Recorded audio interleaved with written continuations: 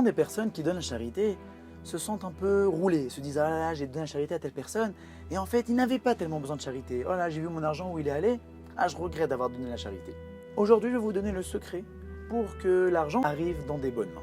La Gemara, dans ce cas, même tête à Moudbet, nous ramène énormément de belles choses à propos de celui qui fait la charité. Et à la fin, la Gemara nous dit « Est-ce que tout celui qui voudrait faire la charité pourrait le faire ?»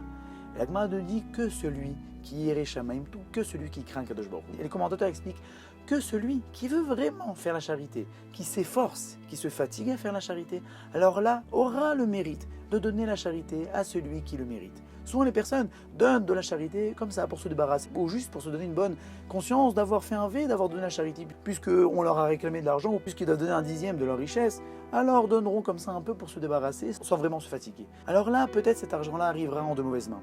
Mais si une personne se fatigue, galère pour donner son argent, ou même des gens qui ouvrent ce qu'on appelle des gemars, c'est-à-dire des boîtes de prêt, aussi bien d'argent, aussi bien d'objets, ils doivent se fatiguer par-ci et par-là pour pouvoir faire cette mitzvah de prêter. Alors là, lorsqu'ils font cette mitzvah de charité ou de prêt, étant donné qu'ils se sont fatigués, alors c'est presque sûr que ça arrivera en de bonnes mains. Tout ça pour nous enseigner que quand une personne donne, alors il faut qu'il mérite, il faut qu'il soit méritant pour pouvoir donner à une bonne adresse. La charité est quelque chose qui se mérite.